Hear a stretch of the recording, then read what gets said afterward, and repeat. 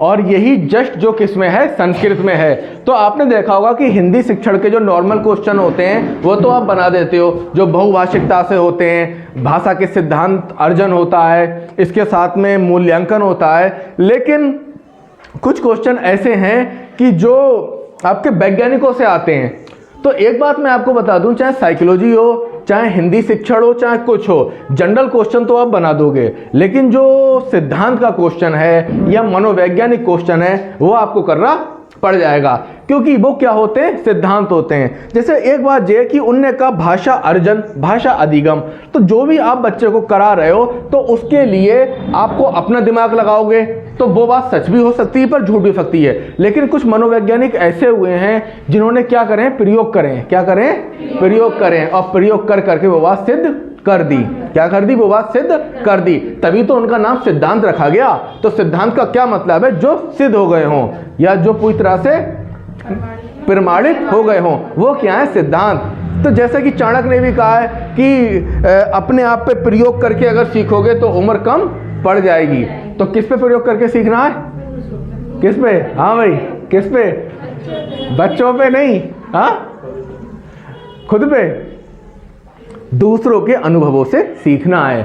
ठीक है, दूसरों के अनुभवों से सीखना है। जैसे कोई सफलता का ये रास्ता बताता है, कोई जिंदगी कटने का कोई रास्ता बताता है, कोई जिंदगी गुजारने का कोई रास्ता बताता है। अगर आपको चैन सुकून चाहिए जिंदगी में तो ये रास्ता बताता है।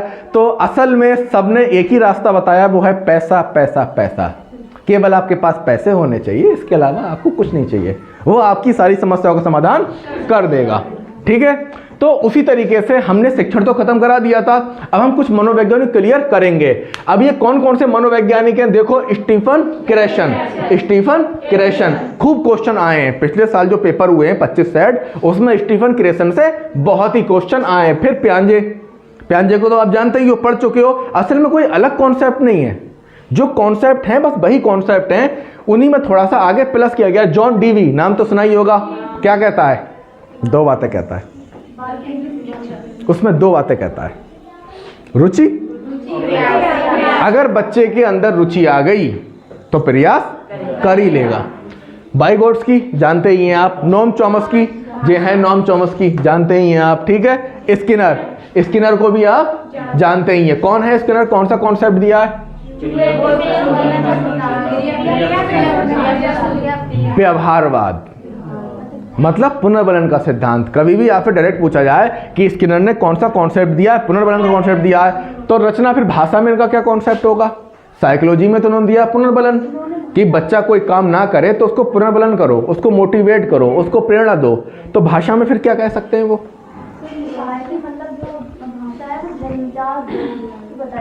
नहीं, मोटा कॉन्सेप्ट क्या है वो तो सभी ने बताया है।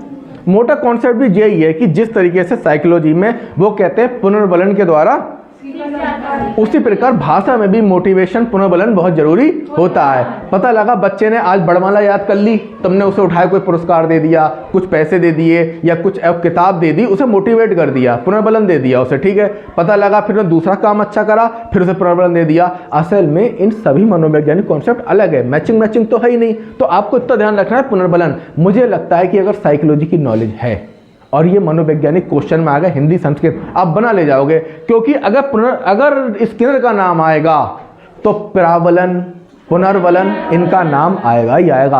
अब मरेगा कौन इसमें, मरेगा वो कि जिसको यही नहीं पता कि जो स्किनर का कॉन्सेप्ट है वो पुनर्बलन का सिद्धांत है, वो मरेगा इसमें सीधे सीधे। अब जैसे वाइगोट्स्की हैं, इनका कॉन्सेप्ट क्या है साइकोलॉजी में, सामाजिक, भाषा और समाज। अब जिसको अगर ये बात नहीं पता है वो ही जाके हिंदी मरेगा, वरना वो ले जाएगा। तो ऐसे स्टीफन क्रेशन को आज हम पढ़ाएंगे। किसको पढ़ाएंगे, स्टीफन क्रेशन।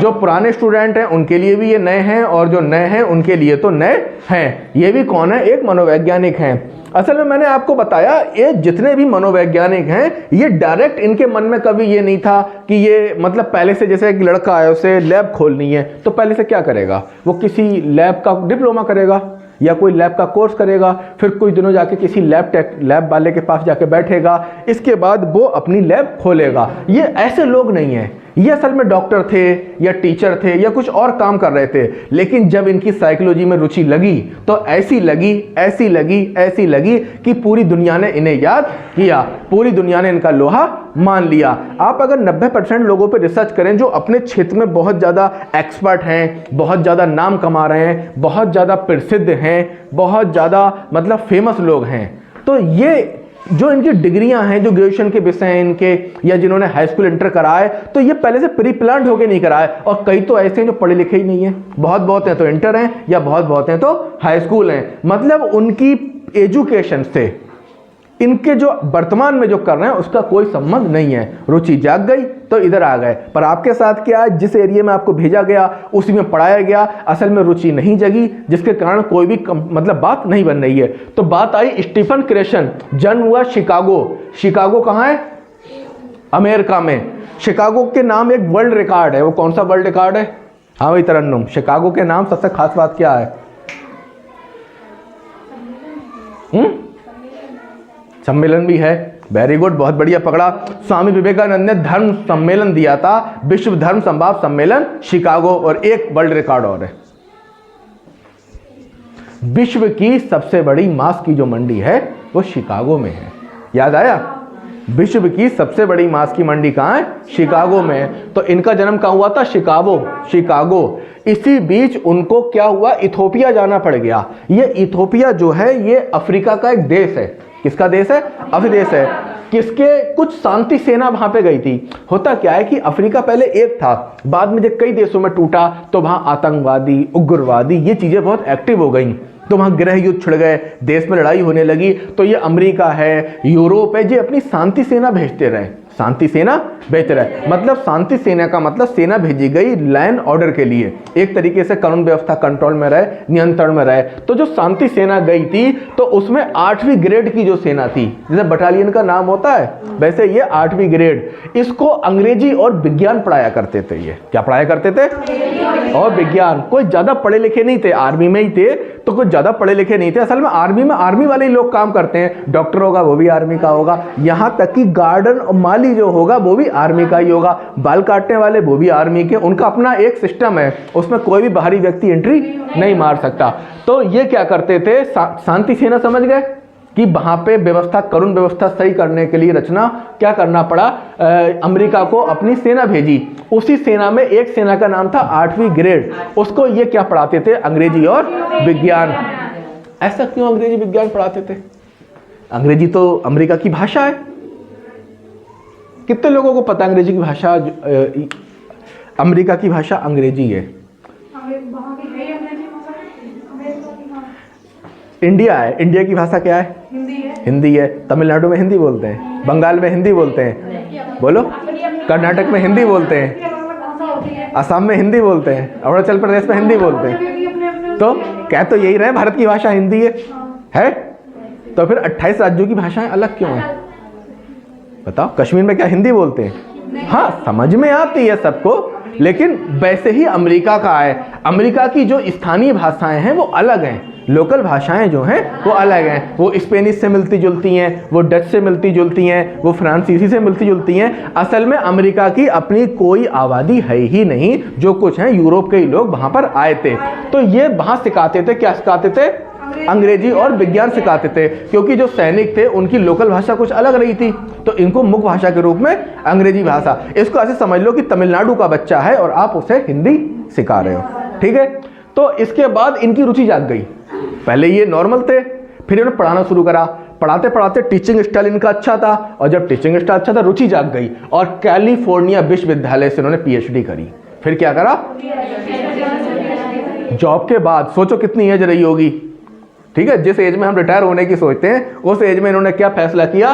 कैलिफोर्निया विश्वविद्यालय में PhD करेंगे। PhD करी, अब PhD करने के बाद वर्तमान में उसी में ही प्रोफेसर हो गए। आज 350 किताबें इन्होंने लिखी हैं। बात आ गई ना, रुचि जब डेवलप हो जाती है ना तो फिर समस्या नहीं होती। क्या कारण है कि किसान पूरी पूरी दोपहरी अपने खेत में काम करता है? क्या कारण है कि जो स्टूडेंट है वो पूरी पूरी रात पढ़ता है, और क्या कारण है कि लोग रात भर चौराहों पे खड़े होकर रात के 3 बजे 2 बजे अगर जाओ तो पुलिस वालों की मेन समस्या तो यही है, बोले वो चोर को पकड़े या बात करने वालों को पकड़े। कभी पूछना मैडम पति देव पे तो पता लगेगा कि जो लोग पेट्रोलिंग पर जाते हैं, वो एक दोस्त है मेरा, वो 100 नंबर में है, वो यही कह रहा, बोले यार प्रॉब्लम ये नहीं है कि चोरों को पकड़ो, प्रॉब्लम ये बात करने वालों को बहुत परेशानी है। कोई रात के 3 बजे कहीं बात कर रहा है, कोई रात के 4 बजे, बोले फिर क्या करोगे, पकड़ो तो फिर घर छोड़ के आओ।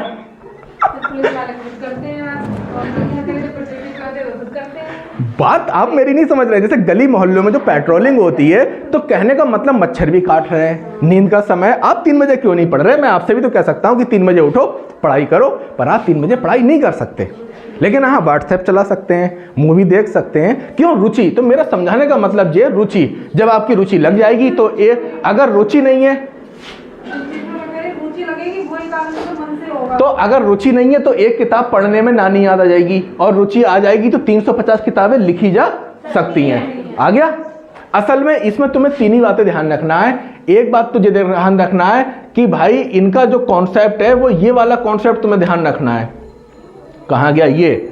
इनपुट हाइपोथीसिस, इनपुट हाइपोथीसिस, और एक कॉन्सेप्ट रखना है इनका बोधगम निवेश, ये रखना है। और एक इनका कॉन्सेप्ट और है, वो है ये वाला, कहाँ गया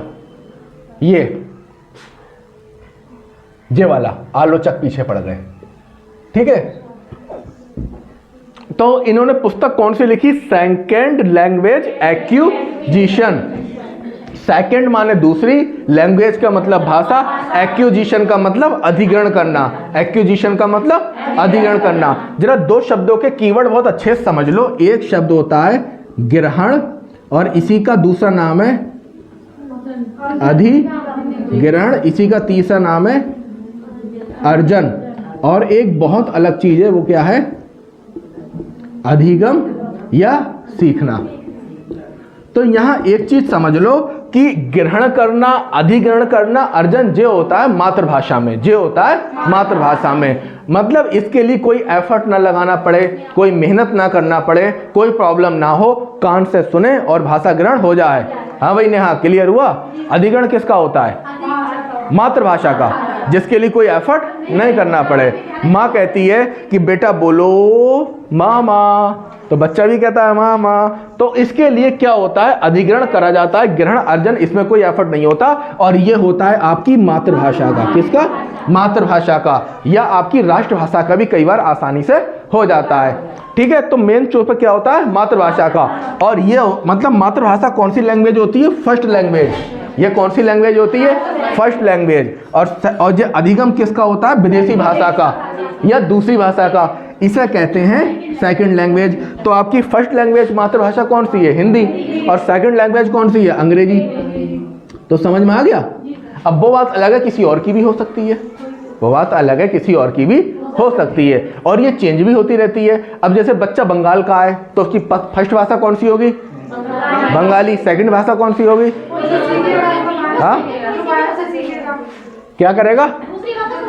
कुछ भी हो सकती है ना, थोड़ा सा माइंड खुला रखना है। अगर वो 3 भाषाएं कहते तो 3 भाषाएं आप कौन कौन सी बताओगे? ये उसकी यहाँ की भाषा होगी, और क्या ये मतलब ये पहनावे में अपनी सीखना हो जाएगी, और एक जो मतलब बच्चों के साथ या कहीं मतलब और मतलब व्यवस्थित रूप में। जब कोठारी आयोग जब आया था, दौलत सिंह कोठारी, तो उन्होंने एक निश्चित कॉन्सेप्ट दिया था। उस कॉन्सेप्ट के थ्रू बताओ कि भाई कौन कौन सी 3 भाषाएं हैं, बताओ। ये तो मूर्ख लोगों की बात है कि हिंदी हो गई, अंग्रेजी हो गई।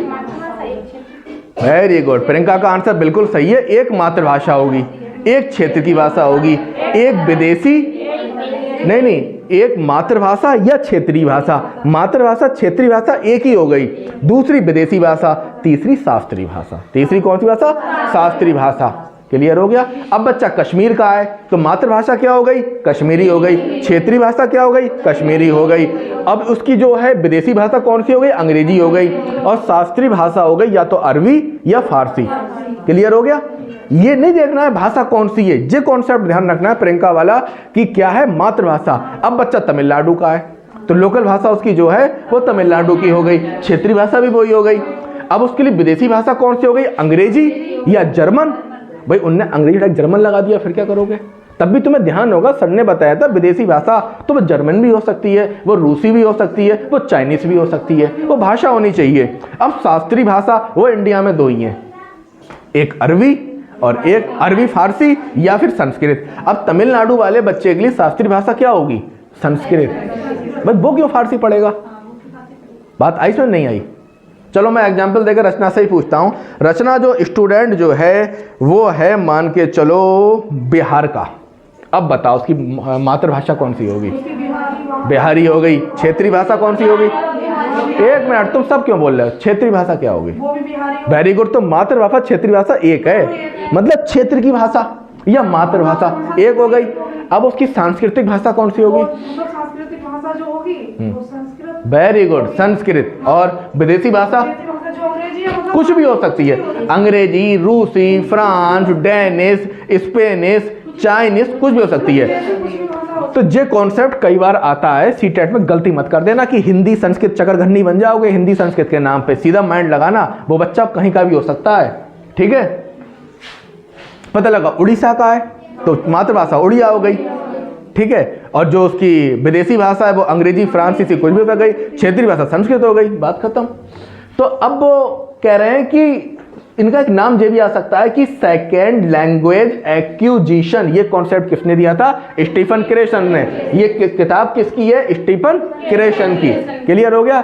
तभी तो मैं कहता हूं कि पढ़ाया करो, टीचिंग के लिए उतरा करो। देखो रिजल्ट क्या हुआ। बंदा पहले जब पढ़ाने लगा तो उसने पीएचडी की नहीं सोची पढ़ाने से पहले, लेकिन जब वो पढ़ाने लगा तो देखो पीएचडी भी कर लिया, प्रोफेसर ही बन गया। इसलिए मैं कहता हूं पढ़ाया करो। 420 रुपए का बोर्ड मिलता है, देव स्टेशनरी पे जाइए, बोर्ड खरीदिएगा, एक मार्कर लाइएगा और ये छोटी वाली इंकें मिलती हैं और 4-5 पोस्टर महापुरुषों खरीद लाइएगा और उसको लगाइएगा सामने। और तुम जो टीचर हो वो किसी ऐसे, तुम छोट भैया टीचर थोड़ी हो जो बच्चों को पढ़ा रहे हो, तुम तो महापुरुषों को पढ़ा रहे हो भाई।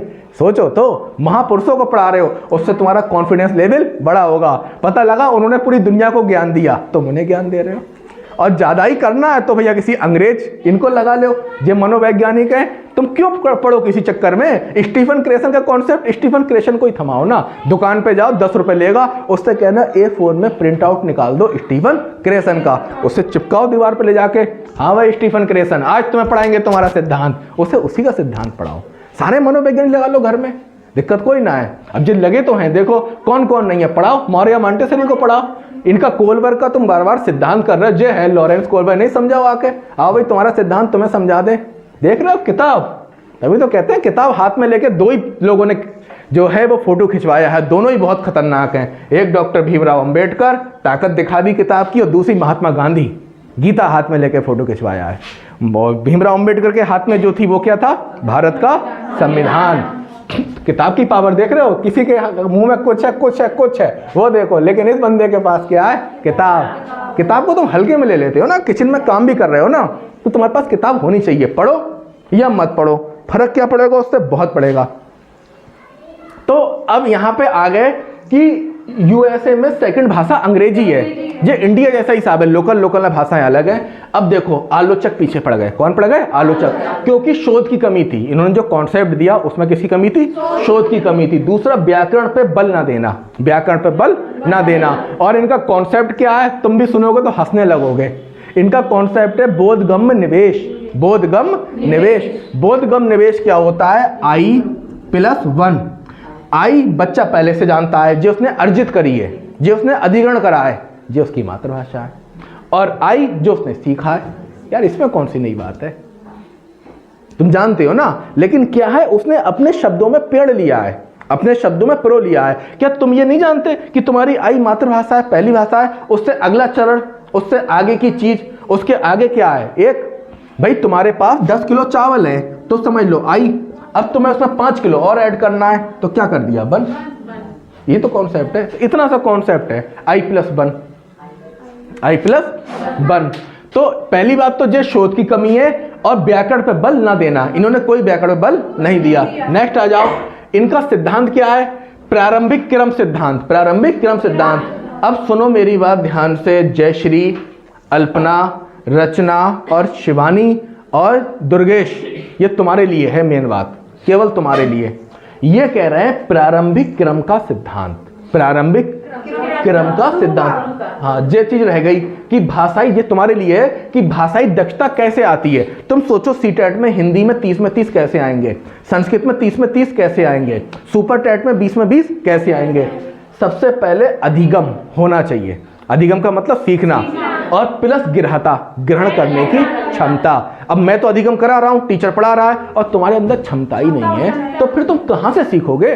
तो ये क्या है, के बीच संबंध। अगर भाषाई दक्षता इंप्लीमेंट करना है या भाषाई दक्षता बढ़ाना है, तो सबसे पहले अधिगम और ग्रहणता के बीच संबंध बनाना पड़ेगा। टीचर तो अधिगम करा रहा है, एक ग्रहण तो आपको कर रहा है। पता लगा किसी के कान में शब्द जा रहे हैं, उसके मन में सेट होके उससे वो कॉन्सेप्ट याद हो जा रहा है, और कोई क्या है, कोई सुन रहा है पर उसके ऊपर से निकल जा रहा है। असल में ऐसा किसी के साथ नहीं होता है, सारी रुचि की बात है। जिसका मन लगता है उसको चीज़ समझ में आती है। अब भाई किसी बूढ़े इंसान को ले जाकर बिठाल दो मुशायरे में, तो वो कहेगा अरे बेकार की चीज़ है, हटाओ यहाँ से। और किसी साहित्य के आदमी को ले जाकर बैठ दो कवि सम्मेलन में, कभी सम्मेलन हो रहा है, कोई साहित्य का आदमी है, वो रात भर सुन लेगा, पूरी रुचि के साथ सुनेगा। और किसी बुजुर्ग को ले जाके बिठाल दो जिसकी एज भी निकल चुकी है, वो कहेगा क्या आफत में लाके फेंक दिया यहाँ पे, हमें तो सत्संग में भेज दो। क्योंकि सत्संग ही समझ में आता है, रुचि जो है वहीं पे ही है कि अब तो मरना है, और मर के कहाँ जाना है। कभी किसी 18 साल के बच्चे को सत्संग में ले जाकर दिखाओ, बैठ तो जाएगा मम्मी के कारण, पापा के कारण, लेकिन उसका मन जो है वो अव्यवस्थित रहेगा। लोग देखें ना कैसे होते हैं, छोटे बच्चे इसका ये काम कर दो, हाँ अभी कर देंगे, वो खट कर देता है। जे थोड़ा बड़ा हो जाता है, हाँ कर देंगे। और जे बुढ़ापे वाले आदमी से, हाँ बेटा सोचेंगे। तो कहने का मतलब क्या है कि जब आप ग्रहणता ग्रहण करोगे तभी अधिगम होगा। और सुनो, ये दुर्गेश मैडम, प्रारंभिक क्रम का सिद्धांत पूर्व नियोजित संरचना के आधार पर जल्द सीखते हैं। अगर आपके दिमाग के अंदर पहले से ही कोई ज्ञान पड़ा है, पहले से ही कोई संरचना है, पहले से ही कोई कॉन्सेप्ट है, तो आप बहुत जल्द सीखोगे। और जिन लोगों को चीजें समझ में नहीं आ रही हैं, यकीन मानो वो कोरा कागज है, उनके अंदर कुछ नहीं है। और जिनको समझ में आ रही है पुराना ज्ञान या पूर्व ज्ञान, तो वो इतना ही कहना चाह रहा है प्रारंभिक क्रम का सिद्धांत मतलब पूर्व नियोजित संरचना, जिसके दिमाग में पहले से ही कोई ज्ञान पड़ा है, कोई संरचना है, यानी बेस, फाउंडेशन।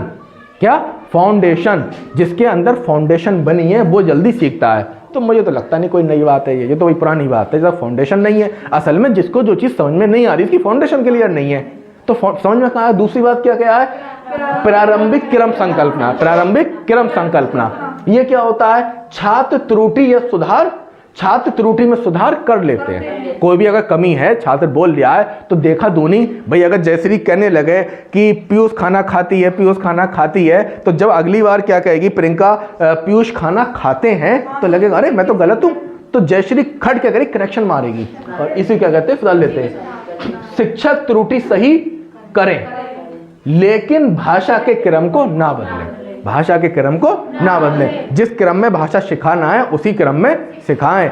ये नहीं कि पहले कुछ करा रहे हैं, पहले कुछ करा रहे हैं, जो भी उसका अपना एक क्रम है। अब जैसे टेंस हैं, तो टेंस एकदम नहीं पढ़ाए जा सकते भाई, पहले कुछ वर्ड मीनिंग याद हो, ठीक है।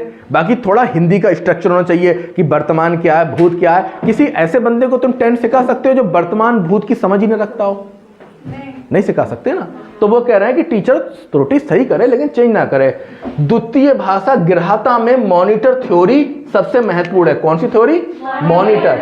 मॉनिटर का मतलब देख रेख, मॉनिटर का मतलब देख रेख। ये कितने प्रकार के होते हैं, ये 3 प्रकार के होते हैं देख रेख वाले। एक अति निगरानी वाले, अति निगरानी वाले, ज्यादा निगरानी वाले।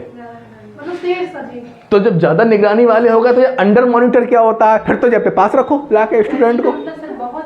बहुत निगरानी वाले, इतने नहीं कि कतई पास बुला लो, सोएगा तुम्हारे साथ, रहेगा तुम्हारे साथ, तनी तुम्हारे साथ करेगा, ठीक है। अब वो छुटकी तो होएगा इतना सा, और तुम रख ले अपने पास, 6 घंटे में तुम्हारी लंका लगा देता है, और सोचो पूरे दिन तुम्हारे साथ रह लिया, तुम्हें नानी याद दिला देगा भाई। 6 घंटे के लिए तो आता है, तब तुम्हारे सर में दर्द कर जाता है वो। इष्टतम मॉनिटर, तो ये कौन से होंगे, साथ खाना खाने वाले। बेटा स्टूडेंट आ जाओ, दोनों मिलके साथ खाएंगे, ठीक है। असल में मैं इसका कॉन्सेप्ट तुम्हें समझा रहा हूँ। तुमने कोचिंग आज से पहले किसी ने कहीं और कोचिंग पढ़ी है यार? ऐसा इतना बड़ा सच क्यों बोलते हो कि किसी ने नहीं पढ़ी है? क्या यार, कतई झूठ की भी हद है। कभी कोचिंग ही नहीं पढ़ी तुम लोगों ने क्या कहीं पे? कंपटीशन की किसने पढ़ी है? पढ़ी है, हाँ तूने ही पढ़ी है। 5 दिन पढ़ी है। तो कंपटीशन में क्या होता था, क्या मतलब ये होता था कि टीचर आया, टीचर ने स्टूडेंट को कुछ पढ़ाया, ना तो उसका नाम पूछा ना उसके बारे में पता है, यानी तुम भी टीचर की नए हो और टीचर तुम्हारे लिए नया है। तो तुम जैसी कोचिंग में गए और जाने के बाद टीचर आया, उसने 40 मिनट कुछ पढ़ाया और पढ़ा के चला गया, इसे कहते हैं जनरल छात्र, जनरल स्टूडेंट। टीचर आया, उसने 40 मिनट कुछ पढ़ाया और 40 मिनट पढ़ा के चला गया, उसने ना तुम्हारा नाम लिया, ना तुमसे तुम्हारी प्रॉब्लम पूछी, ना तुम्हारी कोई पर्सनल समस्या पूछी, और बस बात खत्म। अब उससे आगे की बात है ये, उससे आगे की बात क्या है, अति निगरानी वाले। अब टीचर वो ही है लेकिन वो निगरानी कर रहा है कि इसको समझ में नहीं आया, इसको नहीं, चारों को बुला लिया ऑफिस में, आ जाओ। हाँ भाई, जब मैं पढ़ा रहा था तुम चारों को समझ नहीं आ रहा था, तो घर जाके 4 घंटे एक्स्ट्रा पढ़ो। तो समझ में आ गया, अति निगरानी वाले, जिस पे टीचर नजर रखता है।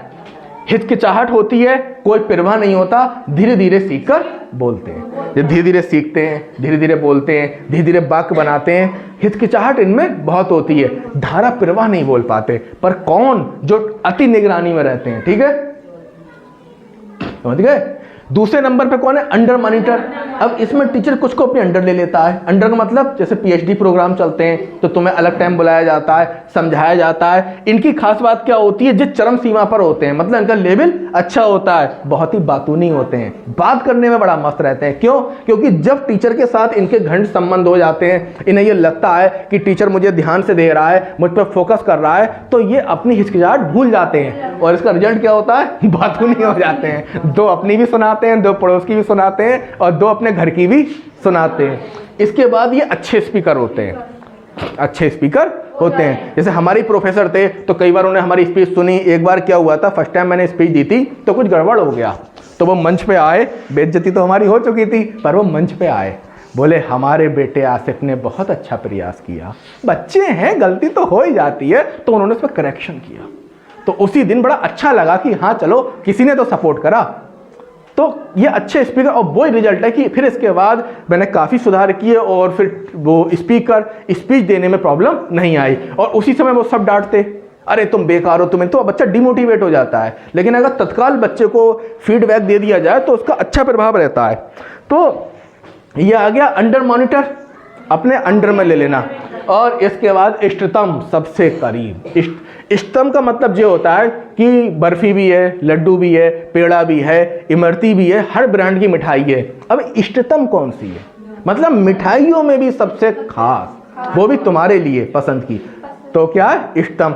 जैसे तुम्हारे लिए अलग होगी, तुम्हारी अलग होगी, फिर वो भी कोई एक, इष्टतम में कोई एक होता है। इनमें स्थिति क्या होती है, केवल प्रबंध, बस मैनेजमेंट देखना होता है, बाकी वो धारा प्रवाह बोलता है। अब जैसे हम ही हैं, अब जो फिजा है, अब इसके स्कूल में जाती है, कोई प्रोग्राम होता है तो इसे कोई प्री प्लान तैयारी कोई ना करना होती है, इसे खट तत्काल टॉपिक दिया जाता है कि इस टॉपिक पे बोलना है। इसने हल्का सा प्रबंध किया, प्रबंध का मतलब मैनेजमेंट, मतलब मन में कि कहाँ से शुरू कहाँ खत्म, और जाके धारा प्रवाह बोल रहे हैं। अब पता लगा पहला नंबर आ गया। अब एक लड़की वो है कि जिसका क्या है, उसको तैयारी करना पड़ी 4-4 दिन। भाई हो सकता है कि तरन्नुम ने 8 दिन उसकी तैयारी करी और प्रियंका को पता ही नहीं था कि वहां पे प्रोग्राम है। प्रियंका अटेंडम पहुंची, अटेंडम ही पता लगा कि 2 मिनट बचे हैं, स्पीच शुरू होने वाली है। प्रियंका ने हल्का सा माइंड सेट करा, अच्छा महिला सशक्तिकरण, महिला ये कि प्राचीन काल में ये, ने हल्के फुल्के हाथ हिलाया, दिमाग प्रबंध कर लिया और जब मंच पे गई और यूं ताबड़तोड़ तरीके से ऊपर से नीचे तक बात रखी। पता लगा इनका पहला नंबर आ गया और वो फेल हो गई, जबकि वो 4 दिन से या 8 तैयारी कर रही थी। तो समझ में आ गए, अति निगरानी वाले, हिचकिचाहट होती है, कोई परवाह नहीं होता, सीख कर बोलते हैं। और दूसरे कौन से हो गए, अंडर मॉनिटर, उपयोगकर्ता चरम होते हैं, बातूनी होते हैं, स्पीकर अच्छे होते हैं, लेकिन फर्स्ट पहले की तुलना में अधिक गलती करते हैं। देखो जब बोलोगे तो गलत मिस्टेक तो मारोगे ही मारोगे, लेकिन वो मिस्टेक क्षम कर दी जाती हैं जब आपकी बात सुनने में मजा आता है। तुमने खुद देखा हो, कभी कभी आप भी स्पीच सुनते हो तो कोई इतना मस्त बोलता है, मजा आता है और मन करता है और सुने, और कुछ ऐसा लगता है आपको बोर करता है, यार जाए जे हटे हैं, ऐसा होता है। तो कॉन्सेप्ट समझ में आ गया। अब वो कह रहे हैं सीखना, फिर सुनो, रचना और अल्पना तुम्हारे लिए। सीखना कैसे पॉसिबल होता है, जागरूकता और सचेतता से। सचेतता का मतलब सचेत रहना चाहिए और जागरूकता होनी चाहिए। अगर ये 2 चीजें नहीं है तो तुम्हें कभी भी कोई आदमी कोई चीज नहीं सिखा सकता। जागरूकता अपने फील्ड के बारे में, सचेतता अलर्ट। जैसे प्रियंका का क्या है, कभी कभी नोटिस करो कि पढ़ाओ तो इसका ध्यान किसी और की तरफ होता है। अगर सचेतता है, सचेत है, तो ध्यान केवल किताब की तरफ। किताब के कीवर्ड पर। किताब के कीवर्ड से तो समझ में आ गया किसी का फेस देख के। अब बात अलग है, ये फेस रीडर हो, किसी का फेस ही रीड करती हो, ठीक है बेटा, तभी तो घोड़े के आगे वो लगा दिया जाता है सिस्टम, ताकि वो ना इधर देखे ना इधर देखे, सीधे देखे। अगर वो हटा दिया जाए ना सामने से, तो पता है क्या होगा, वो इधर भी भाग सकता है, वो इधर भी भाग सकता है। DSLR देखा कैसे काम करता है, अगर एक चीज पे फोकस करेगा तो सामने सब धुंधला कर देगा, तभी तो पावर बनती है उसकी। तो फोकस के लिए हमें एक चीज फोकस लाना चाहिए। तो क्या कह रहे हैं ये कह रहे हैं कि सीखना जागरूकता और सचेतता पे। अगर कोई जागरूक नहीं है, कोई सचेत नहीं है, तो बात नहीं बन पाएगी। और अधिग्रहण किसका होता है, मातृभाषा का, जो कि अर्जित की जाती है। अब आई सबसे इंपॉर्टेंट कॉन्सेप्ट इसका, अभी तक तो बेस बन रहा था, जो है इनपुट हाइपोथेसिस कशेन। फिर सुनो, इनपुट हाइपोथेसिस कशेन। अगर कहीं जे कीवर्ड मिल जाए तो आंख बंद करके स्टीफन क्रेसन मार देना। कौन सा कीवर्ड मिल जाए,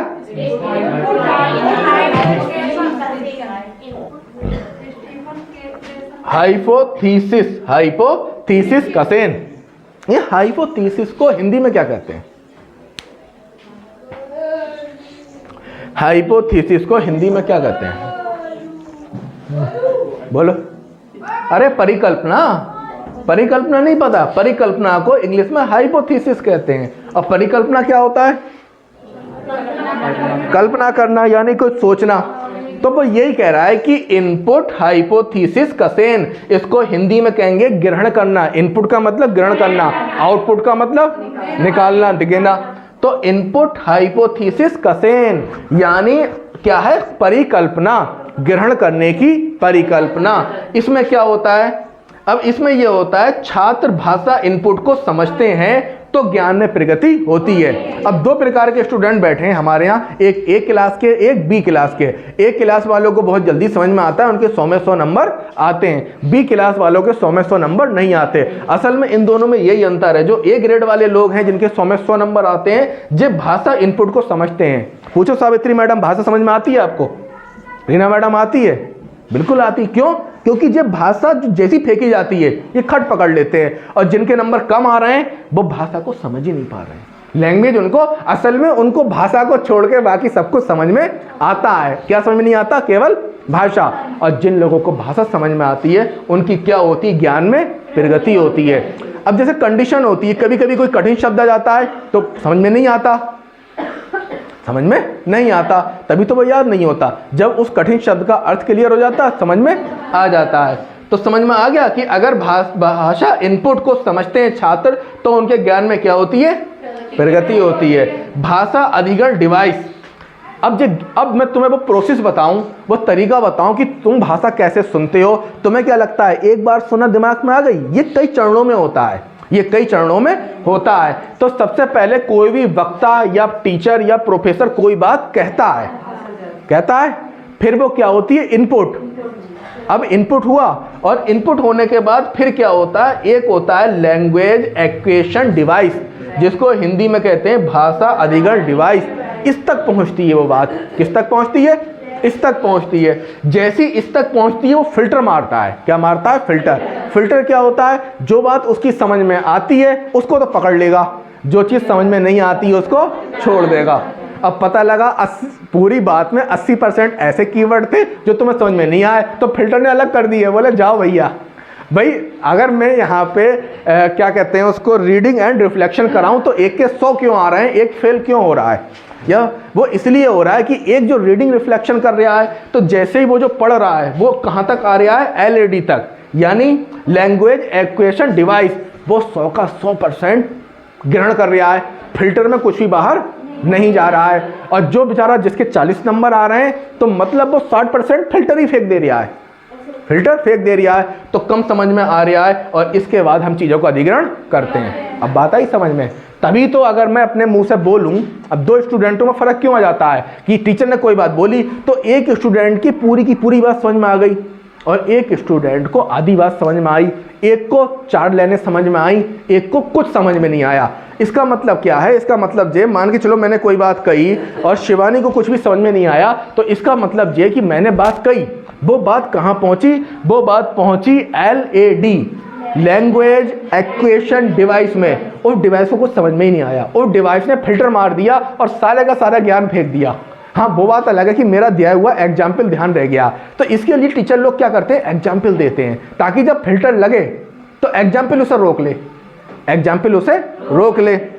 अब एग्जाम्पल ने फिल्टर को रोक लिया तो वो बात चिपक गई एग्जाम्पल के साथ, तो जैसी परीक्षा में वो एग्जाम्पल याद आएगा वो बात याद आ जाएगी। लेकिन अगर वो एग्जाम्पल भी आपके माइंड में नहीं फंस रहा है तो समझ लो इस मशीन को बदलवा दो, पर ये किसी डॉक्टर के यहाँ नहीं मिलती, ये अभ्यास के द्वारा बढ़िया होती है। जैसे मैंने कई बार नोटिस किया है कि अगर आप मुझे कोई चीज़ सुनाओ तो मैं पूरी क्यों सुना देता हूँ, क्योंकि मेरी जो ये डिवाइस है LED, ये कोई भी बात फिल्टर नहीं मारती, ये सब ग्रहण कर लेती है। और यही आपके साथ पेपर में होता है कि जब आप CTET का पेपर पढ़ते हो तो आंखों से देखा, पढ़ा, देखा, तो जो आपकी समझने अधिग्रहण करने क्षमता है वो उसे डिकोड ही नहीं कर पा रही है, वो उसे समझ ही नहीं पा रही है, और फिल्टर मार के सब बाहर। और दूसरा स्टूडेंट एक झलक देख रहा है, पढ़ा भी नहीं है, एक झलक देखा और आंसर पे ले आया सीधे, आया गेम समझ में।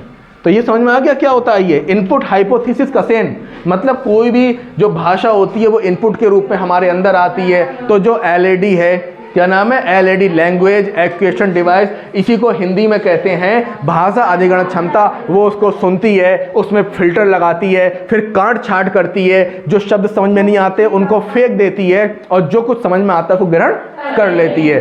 ठीक है, क्लियर। अब छोटा ही बच्चा है, गाना उसके मतलब का होता है, पूरी लाइन याद हो जाती है, सुनो कभी गाना उससे, कविता सुनो, तो ये बात क्लियर हो गई। अब इसी में कह रहे हैं बोधगम्य निवेश, इनका अगला पहला कॉन्सेप्ट कौन सा है, इनपुट हाइपोथेसिस। दिमाग सुनता तो सब कुछ है, कान सुनते तो सब कुछ है, फिल्टर मार के काट छाट करता है, और क्या करता है, काम की बात रोक लेता है, बेकार की बात निकाल लेता है। ठीक है भाई, जो लड़की ये कह रही है कि मुझे सुनने के बाद कोई चीज़ याद नहीं रह रही है, अगर उसकी सास उसे गालियां दे रही है तो वो डिक्टो क्रम में याद रह रही है, पहले कौन सी गाली दी, दोबारा कौन सी गाली दी, तिबारा कौन सी गाली दी। अगर वो गलत होती, अगर उसकी ये मशीन खराब होती तो हम तो तब मानते जब गाली देने पर भी नहीं पकड़ में आ रही है। क्यों भाई, तो मामला सारा रुचि का है, मशीन सबकी ठीक होती है। अब बोधगम्य निवेश क्या कहता है, ये बोधगम्य निवेश कोई बड़ी चीज नहीं है, बहुत सरल चीज है, जो मैंने भी आपको बताया था, ये I+1। बोधगम्य का मतलब है, बोध का मतलब समझना, और निवेश का मतलब जमा कर लेना। तो बोधगम्य निवेश, अब बोधगम्य निवेश में पुराना ज्ञान क्या है, I, जो पहले से फीड है, यह ऐसे पूर्व ज्ञान कह रहे हैं। अब जो अगला ज्ञान मिला उसको समझा और उसको प्लस कर लिया। भाई निवेश का मतलब प्लस कर लिया, तुम्हारे पास 10 रुपए हैं, तुमको 10 रुपए और मिले, तुमने समझा और अपने पास रख लिए, इसे कहते हैं निवेश। और समझ के रख लिए तो बोधगम्य निवेश। फॉर एग्जाम्पल, तुम्हारे पास अलग अलग कैटेगरी के नोट हैं, अलग अलग कैटेगरी के नोट हैं, तो तुम्हारे पास अलग अलग कैटेगरी के नोट रखे हैं, कुछ कतई नए, कुछ मीडियम, कुछ सड़े गले। तो जब तुम्हें और नोट मिले तो तुमने सड़े गले में सड़े गले निवेश करा, अच्छों में अच्छों का निवेश करा, मीडियम में मीडियम का निवेश करा। ये बात क्लियर आई भाई। कभी कभी आपके पास नोट की वो होती है, गड्डी टाइप की होती है, तो जो फटा हुआ नोट है वो आप ऊपर नहीं रखते हैं, वरना जेब में रखेंगे वो फट जाएगा, उसको बीच में रखते हैं, किसमें, हाई सिक्योरिटी में। तो ये बात समझ में आई, बोधगम्य निवेश नहीं आई। इसको तुम ऐसे भी कह सकते हो A+A, ए ज्ञान आपके पास है और A+ हुआ। असल में जिनके पास पूर्व ज्ञान होता है ना, वो ज्ञान बहुत जल्दी पकड़ लेते हैं, और जिनके पास कतई 0 बटा सन्नाटा है, जे भी नहीं है, तो वह जोड़े का। अरे यार सीधा सिद्धांत है, अगर कॉलम नहीं खड़े हैं तो बिल्डिंग कहाँ से खड़ी होगी। अब बुर्ज खलीफा जितनी ऊपर बनी है उतनी वो नीचे पहुंचाई गई है, पर अफसोस दुनिया को उसकी जड़ नहीं दिखाई देती, उसकी ऊंचाई दिखाई देती है। अरे भाई वो जितनी ऊपर है उतनी नीचे, नीचे किसी नहीं दिख रहा, क्यों, वो किस पे निवेश हुआ, किस पे बना, वो बना तो उसी पे। भाई कहते हैं कि पेड़ जितना ऊपर होता है वो उतना ही कहाँ होता है, नीचे होता है, पर असल में किसी को जड़ें दिखती नहीं, क्योंकि जड़ें जब आप मेहनत करते हैं तो कोई नहीं देखता। और यही वो बात है जो आपको दूसरों से अलग कर देती है। वरना खिलाड़ी तो कई होते हैं, पर पहले नंबर पर पहला ही क्यों आता है। अब जो लड़कियां, अभी नीट का एग्जाम आया था तो किसी के कितने 700 में से शायद मतलब 20-20 नंबर कटे, पूरे के पूरे नंबर आए। तो क्यों आए, इसलिए आए क्योंकि उनकी जड़ें बहुत मजबूत थी। अब अगला देखो, इसमें ये कह रहे हैं आई, इनपुट परिकल्पना। आई क्या है, इनपुट परिकल्पना, मतलब पहले से जो ज्ञान पड़ा हुआ है उसके बारे में ही सोचना। भाई तभी तो आप जोड़ोगे ना, ज्ञान पड़ा जोड़ना। और एक ये स्थिति क्या है, भाषा का अधिगम, अगला चरण वर्तमान स्तर से ऊपर। तो ये कौन सा स्तर हो गया, वर्तमान स्तर। ये कौन सा स्तर हो गया? वर्तमान स्तर। ये वर्तमान स्तर से ऊपर का चरण। क्लियर हो गया? ये क्या हो गया? वर्तमान स्तर, वर्तमान स्तर से ऊपर का चरण हो गया। ठीक है, और इसी को तो इसको क्या कहते हैं? इनपुट परिकल्पना। और जो आई क्या है? अब आबोधगम। आई क्या है? आबोधगम निवेश, यानी शिक्षार्थी की अंतर्भाषा। ये तुम्हें इतनी आसानी से समझ में आएगा नहीं, इसके लिए तुम्हें समझाना पड़ेगा। देखो यहां दो कीवर्ड दो हैं। ठीक है, एक क्या चीज है? वो है आई। क्या है? और प्लस एक। तो ये क्या है? इसको हम कह सकते हैं बोधगम। क्या कर सकते हैं? बोधगम। बोधगम क्यों है? यहां दिमाग लगाना पड़ेगा, यहां बोध करना पड़ेगा। कई बार क्या होता है कि जैसे तुम्हारा भाई जॉब करने लगा, और जॉब करने के बाद क्या हुआ रचना कि उसकी जो सैलरी आई, तो उसने वो सैलरी उठाई अपने दोस्त को दे दी। तब तुम उसे बोध कराओगे कि भाई सुधर जा, घर में नीड है, दूसरे को न देके घर में दे। तो तुमने उसे कराया बोध। ये क्या हो गया? बोध। और ये क्या हो गया? आबोध। क्या कराया? आबोध। शब्द समझो, कीवर्ड। ये कॉन्सेप्ट इतनी है समझ में आएगा नहीं अगर समझा नहीं। ये जो पहले वाला आई है, जो आपके पहले, ये आबोध है। इसके लिए कोई बोध नहीं करना। जैसे तुम्हारे भाई की सैलरी आई, उनने घर की जरूरतों में पैसा लगा दिया, बिना सोचे समझे, बिना सोचे समझे लगा दिया। इसे कहते हैं आबोध। अब इसको कहते हैं बोधगम। अब तुमने सब बोध कराया कि भाई घर की जरूरतें देख, ना कि दूसरे की। अब दूसरा एग्जाम्पल लो, इसको कह दिया हिंदी। क्या कह दिया? हिंदी। अब हिंदी क्या हो गई?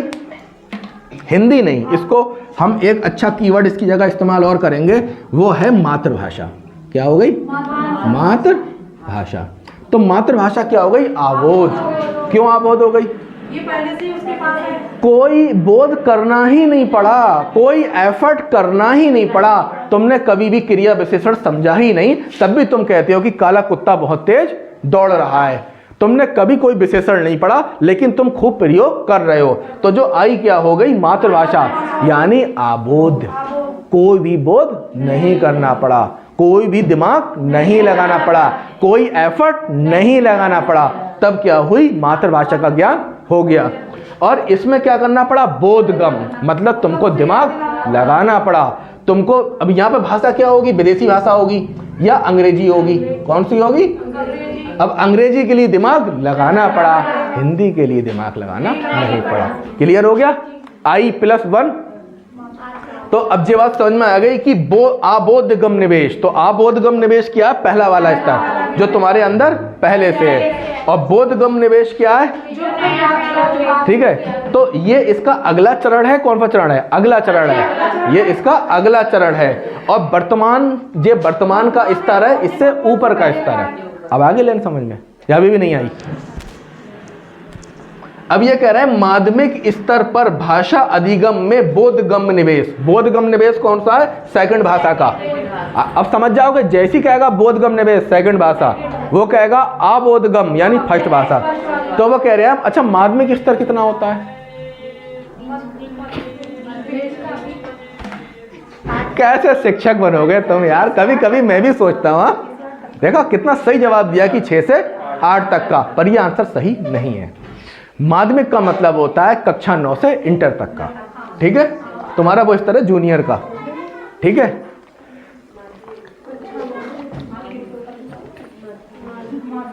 हाँ भाई क्लियर? पकड़ो।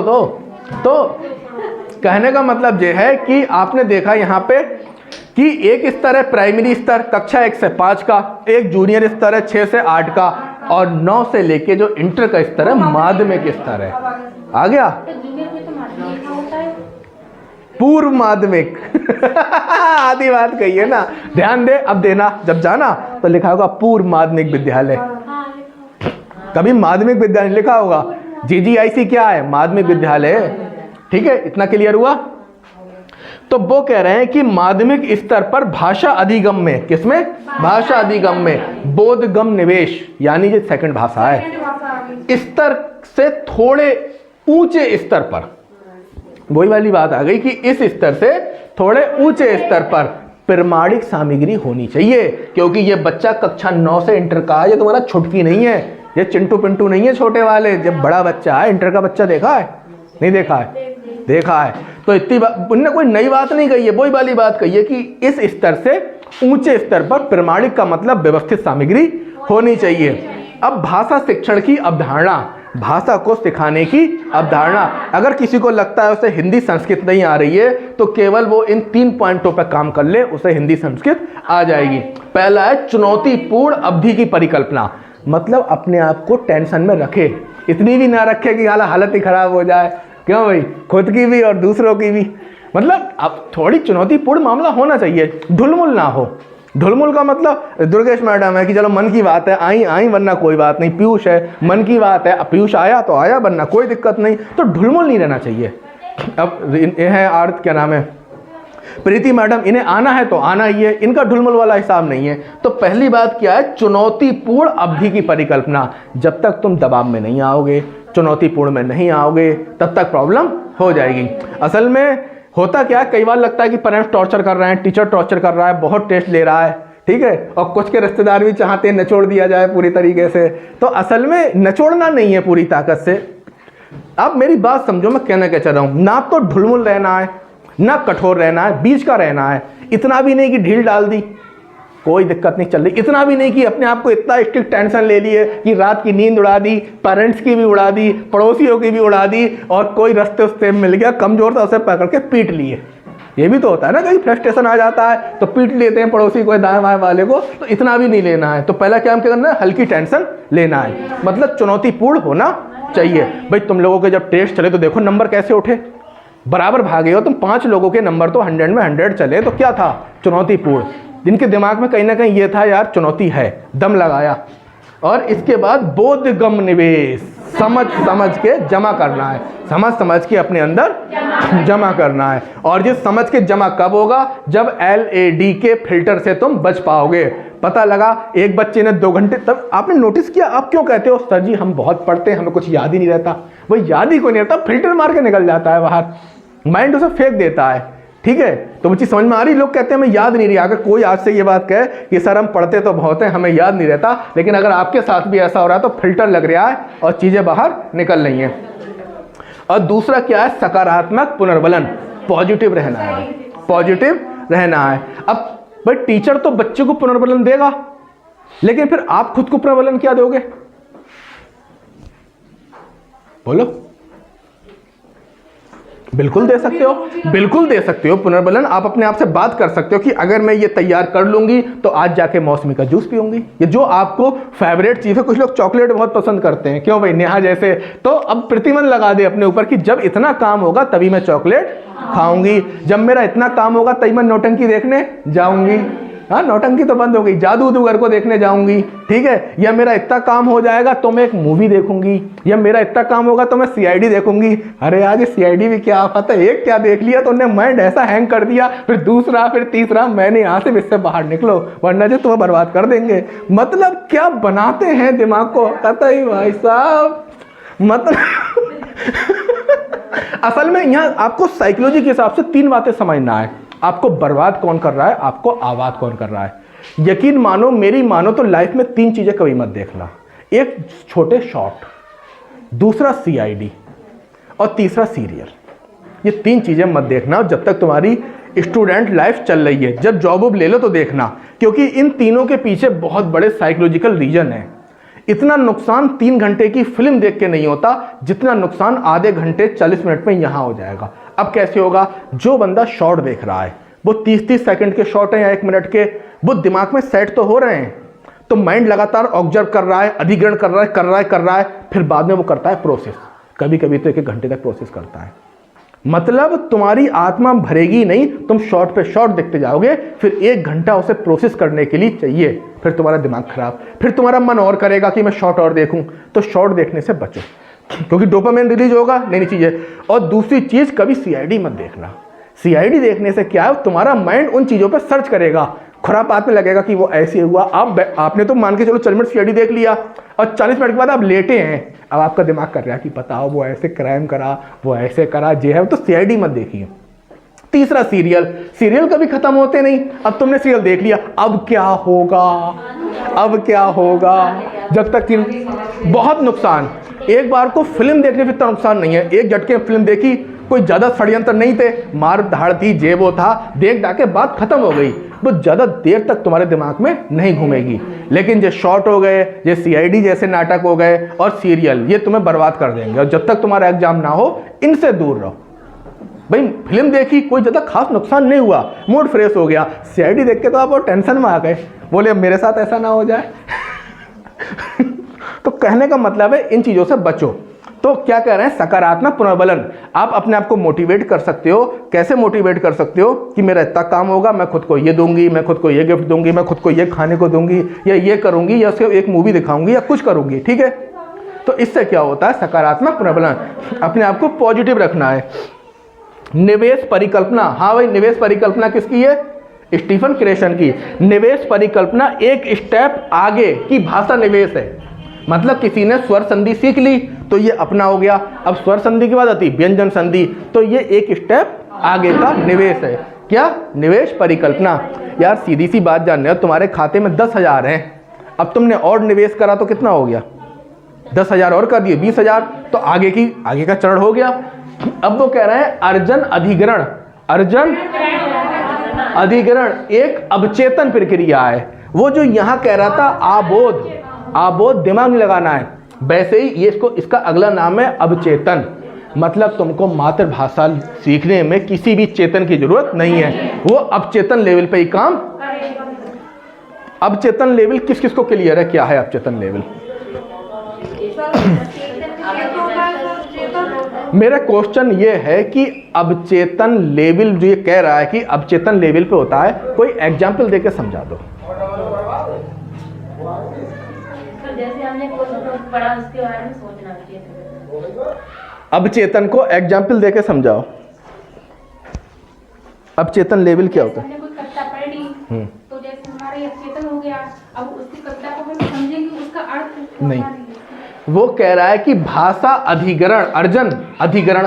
तो जैसे ही कहा अर्जन अधिग्रहण, तुम्हारे माइंड में एक बात आनी चाहिए, जो मातृभाषा की बात कर रहा है, और ये क्या होता है, अवचेतन प्रक्रिया है, ठीक है, अपने आप। अब मैं तुम्हें समझाऊं क्या होता है। एक नई लड़की है जिसने खाना बनाना कतई अभी अभी सीखा है, मतलब कतई आज ही सीखा है, ठीक है। मान के चलो प्रियंका, एक जगह बैठी हैं आरती मैडम, ये खाना बनाना लंबे समय से जानती हैं। अब कॉल आ गई, तो ये दोनों में से कौन कॉल पे बात करते हुए खाना बना सकता है?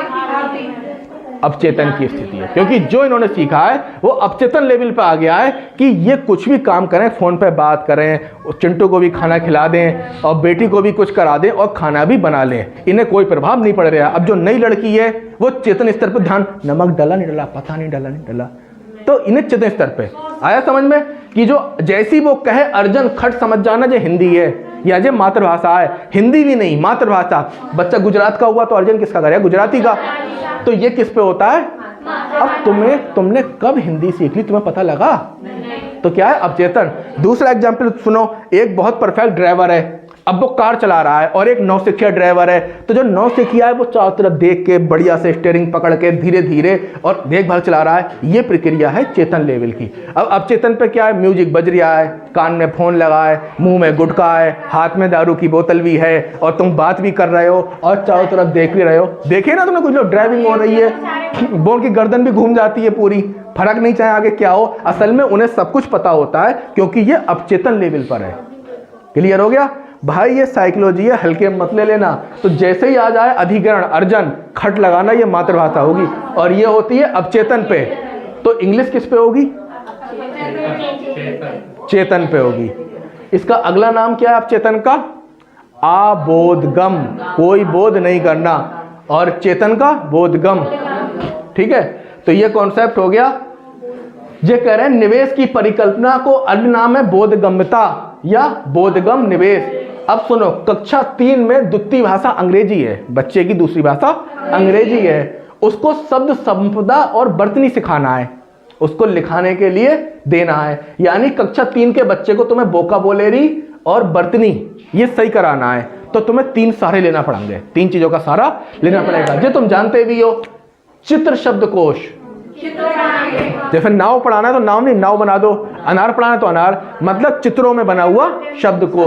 दूसरा शब्द दीवार, प्रिंट दीवारें, ये देखो शब्द दीवारें। तीसरा क्या है? Flash card. फ्लैश कार्ड क्या होता है? कार्ड बन जाते हैं और कार्ड बनने के बाद आप ऐसे अलग अलग कार्ड दिखाते हो, ये क्या होते हैं? Flash card. क्लियर? अगर वोकाबुलरी क्लियर कराना है तो क्या क्या चाहिए होगा आपको? चित्र बने हुए। देखो चित्र शब्दकोश अगर किसी को समझ नहीं आया हो तो मुझे बताओ, बताओ।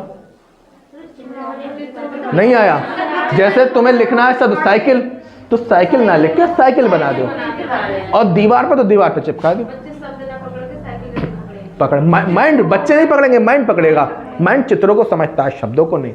अगला देखो, क्रेशन के अनुसार भाषा अर्जन के लिए एक अनुकूल कक्षा कैसी होती है? जहां पे भाषा का अर्जन हो सकता है। स्वयं टॉपिक का चयन लेखन अभ्यास के लिए, मतलब बच्चा जो है स्वयं टॉपिक का चयन करेगा, किसके लिए? लिखने के लिए और अभ्यास के लिए। आप उसे नहीं बताओगे। आजादी, एंटोनॉमी, गलती पर डांटना नहीं है, ठीक है? सामान्य विषयों पर मित्रों व साथियों से चर्चा कर सके, चर्चा कर सके, तुम ही थे, चर्चा कर सके। प्रतिदिन बातचीत या चर्चा पिछले दिन की गतिविधि पर, जैसे तुम आए, तुमने अपनी कहानी शुरू कर दी, जब मैं छोटी बच्ची थी, हाँ, या जब मैं छोटी थी, और इसी की जगह तुम शुरू होते, ऐसा है, अलर्ट हो जाओ, आज पढ़ेंगे क्या? Lawrence Kohlberg. तुम लॉरेंस कोलबर्ग की चर्चा कर सकते थे, तुम प्याजे की चर्चा कर सकते थे, तुम बाइगोर चर्चा कर सकते थे, पर तुमने उसकी चर्चा नहीं करी। तो क्या कह रहा है? प्रतिदिन बातचीत या चर्चा पिछले दिन की। भाई मैं नहीं कह रहा, पिछले दिन की गतिविधि पर तुम ये कर सकते थे। भाई मैं तो कह रहा हूं तुम आओ, चर्चा करो। क्यों भाई? इससे अच्छा माहौल तुम्हें क्या मिलेगा? लेकिन हकीकत में अभी भी अगर तुमसे ये पूछा जाए कि कितनों के मॉक टेस्ट, अब प्रियंका है पूरा खा चुकी, प्रियंका का जो 10 ईयर है, प्रियंका पूरा खा ली है, और तुम लोगों ने आधा भी खत्म नहीं करा है। तो तुम्हारी जिम्मेदारी है भाई, खत्म करो। मैं तो कराऊंगा ही, लेकिन तुम अगर कर लोगे और फिर मैं कराऊंगा तो तुमको रिवीजन होगा, तुम्हारा क्या होगा? रिवीजन होगा। तो समझ में आ गया चारों पॉइंट? पहला क्या कह रहे हैं? स्वयं टॉपिक का चयन, गलती पर डांटना नहीं है, सामान्य विषयों पर मित्र साथियों पर चर्चा। देखो कीवर्ड चर्चा, लेखन अभ्यास, वो भी स्वयं के टॉपिक का, डांटना नहीं है, ठीक है, और चर्चा पिछली गतिविधि पर। अब बोधगम्य निवेश, फिर वही वाली बात आई है। देखो असल में ये सब चीज एक है, तो फिर मैंने यहां भी क्यों दिया, मैंने यहां भी क्यों दिया? ये कीवर्डों का खेल है, कहीं गच्चा मत खा जाना। भाई मैं तो समझा के हट जाऊंगा। उनने कह दिया निवेश की परिकल्पना, बोले सर तो पढ़ा ही नहीं। उनने कह दिया हाइपोथेसिस, तुम कहोगे तो पढ़ाया ही नहीं। तो इसलिए मैंने जानबूझ के इसको अलग अलग लिखा है, ताकि उन कीवर्डों को आप ध्यान में रखो। तो वो एक छात्र अपने संज्ञानात्मक स्तर से, जो उसका संज्ञानात्मक स्तर है, एक सोपान ऊपर के, एक सोपान ऊपर के पैसेज की समालोचना, यानी आपत्ति गद्यांश की आलोचना, गुण दोष दोनों की सराहना द्वारा अपनी पठन क्षमता को प्रदर्शित करता है। देखिए कीवर्ड, मतलब वो दिखा रहा है कि जो है उससे बेहतर भी वो काम कर रहा है। तो इसे क्या कहते हैं? बोधगम्य निवेश। अर्जन क्या है? ज्ञान की अवचेतन स्वीकृति। आ गया? अवचेतन मतलब कोई चेतना लगानी ही नहीं है, जहां सूचनाएं संप्रेषण के माध्यम से, संप्रेषण का मतलब बातचीत के माध्यम से माइंड में क्या होती हैं? माइंड में